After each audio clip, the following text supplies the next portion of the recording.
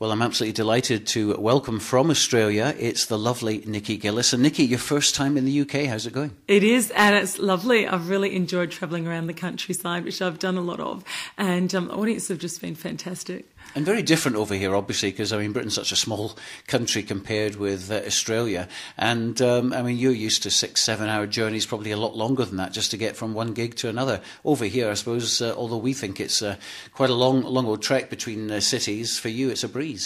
It is. It's a lot of comments too from people saying, wow, you've travelled all that way, but for me it's like 4 hours is, a nice little drive.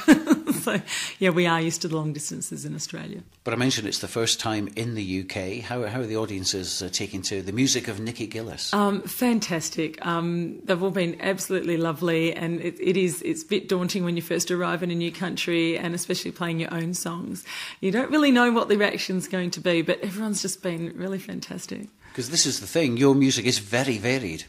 It is. I love to mix it up, and I have a whole varied range of styles that I like as well. So my show is a mixture of my own and of cover songs that I love and other people love. So it's been great. I think with live gigs, it's always a bit of a trade-off, isn't it? You kind of want to give a couple of cover versions to the audience because they're familiar, obviously, with those songs and not familiar with your own material. But after you've done a couple of theirs, you can bounce in one of your own.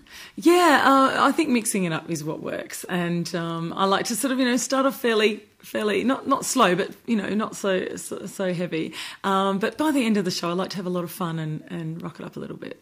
So for anyone who hasn't heard of Nikki Gillis before, and where have they been, I must say, tell us a little bit about the potted history of Nikki Gillis, because it's quite a varied background as far as your mum and dad's concerned. You're musicians as well. Yeah, I was really lucky to grow up in a musical household. My mum's a piano player and singer, and my dad was a drummer. And I say my dad was a drummer because he sort of gave up halfway going, look, I'll stay home with the kids.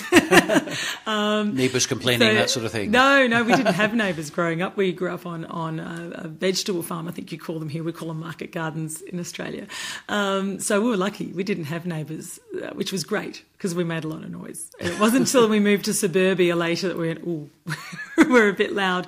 I grew up around so much music and such varied styles of music, and travelled on the road with mum and dad a fair bit as young kids to different places, town halls and out in the country and cabarets and things like that. Falling asleep side stage was pretty much what we did.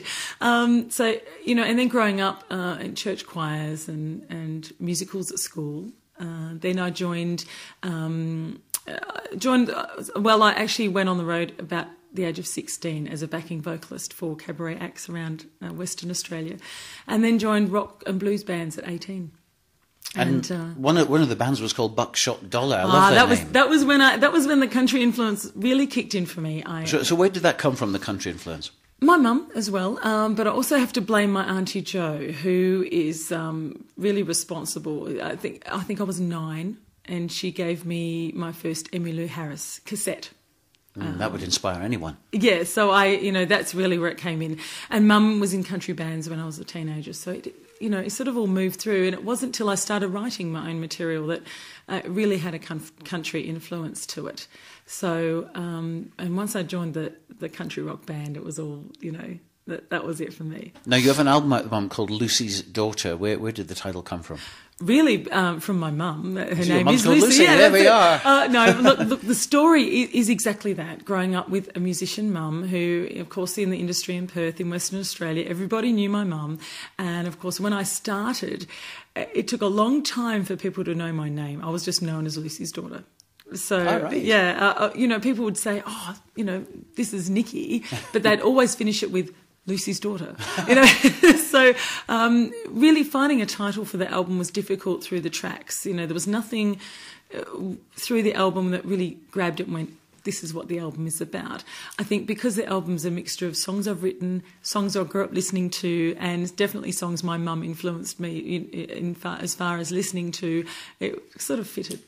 Yeah. Now, you have 2 daughters yourself, 9 and 10-year-old, back home in Australia, so I'm sure you're missing them very much at the moment. Look, I'm missing them. I'm also preparing myself for having to realign them back into normal life because they're being spoilt rotten. by Nana and Grandma and I'll bet they aunties and are. uncles, and it always takes a little bit of time when we get home to get back to normality. And how do they treat you when they get back? They say, well, "Oh, you finally come home then." No.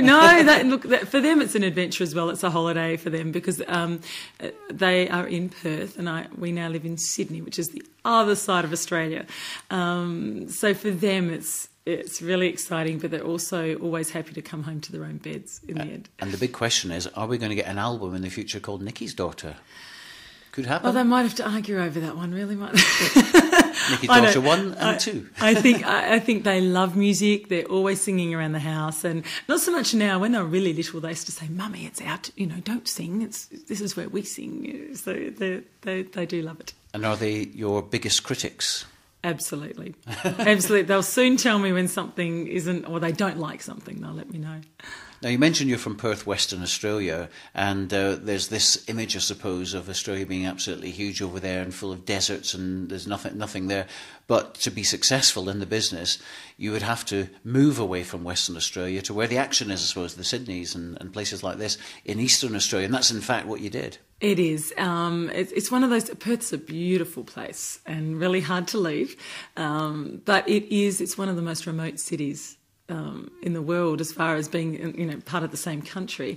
But I had to move to Sydney, took the family to Sydney, and mind you, I do love Sydney as well.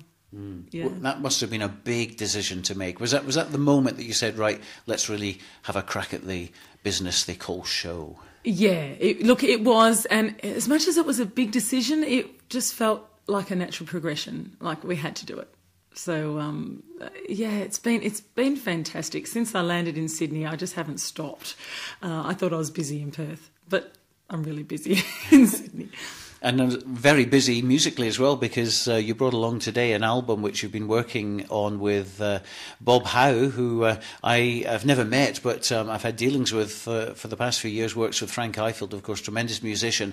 And it's an album called Collaboration, and it's Bob Howe with Nikki Gillis. Tell us about that project. Yeah, this project came about quite accidentally, really. We were just having a bit of fun with some songs in the beginning, and they turned out, I think not so much better than what we expected, but it just spurred us on to do some more.